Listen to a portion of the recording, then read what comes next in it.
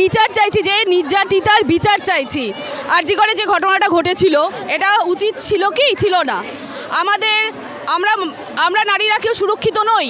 বাসে, ট্রামে, ট্রেনে, যে কোনো ওয়ার্কিং প্লেসে, রাস্তাঘাটে কোথাও আমরা সুরক্ষিত নেই। সেই সুরক্ষাটা চাইছি আমরা। আমাদের বর্তমান প্রজন্ম এবং ভবিষ্যৎ প্রজন্ম যারা রয়েছে তাদের নিরাপদ একটা ব্যবস্থা চাইছি, যাতে নিরাপত্তা তাদের থাকে। আমরা যেটা রাস্তাঘাটে রাত্রিবেলা, এই যে আমরা শুনতে পাচ্ছি যে রাত্রিবেলা মেয়েরা কেন বেরোবে, কেন ডিউটি দেবে, কেন এগুলো চলবে? মেয়েরা পড়াশোনা করছে ছেলেদের মতো, রাত্রিবেলা তো ডিউটি দেবেই। তাদের তো যদি ডিউটি থাকে, যেমন ডাক্তার মেয়েটা ডিউটি দিতে গেছিলো, তার কেন এরকম অবস্থা হবে? সেই অপরাধীদের আমরা শাস্তি চাই এবং খুব তাড়াতাড়ি। আজকে যদি অপরাধীদের চাপা দেওয়া যায়, তাহলে এরা আরো বেশি প্রশ্রয় পেয়ে যাবে, এরা আরো বেশি মেয়েদেরকে ভয় দেখাবে। এটা অ্যাকচুয়াল ভয় দেখানো হয়েছে।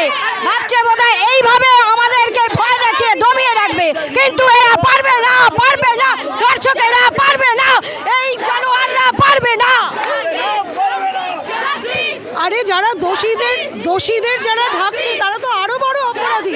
তারা কোথায় আমাদের সুরক্ষা দেবে তা না, তারা দোষীদের ঢাকতে ব্যস্ত। এর ধিক্কার আমরা কোথায় জানাবো? এই জন্যই চাই যারা পারেনি, যে পুলিশ মন্ত্রী, যে স্বাস্থ্যমন্ত্রী, সে নীতিগতভাবে পদত্যাগ করুক। বাস। আমরা বিচার চাইছি, যে নির্যাতিতার বিচার চাইছি।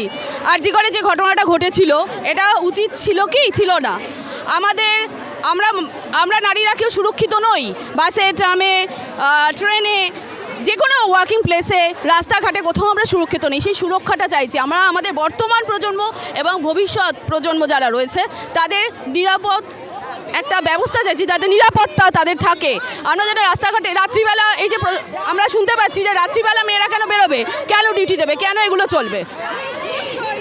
মেয়েরা পড়াশোনা করছে ছেলেদের মতো, রাত্রিবেলা তো ডিউটি দেবেই। তাদের তো যদি ডিউটি থাকে, যেমন ডাক্তার মেয়েটা ডিউটি দিতে গেছিলো, তার কেন এরকম অবস্থা হবে? সেই অপরাধীদের আমরা শাস্তি চাই এবং খুব তাড়াতাড়ি। আজকে যদি অপরাধীদের চাপা দেওয়া যায়, তাহলে এরা আরো বেশি প্রশ্রয় পেয়ে যাবে, এরা আরো বেশি মেয়েদেরকে ভয় দেখাবে। এটা অ্যাকচুয়াল ভয় দেখানো হয়েছে। ভাবছে বোধহয় এইভাবে আমাদেরকে ভয় দেখিয়ে দমিয়ে রাখবে, কিন্তু এরা পারবে না, পারবে না, দর্শকেরা পারবে না, এই জানোয়াররা পারবে না।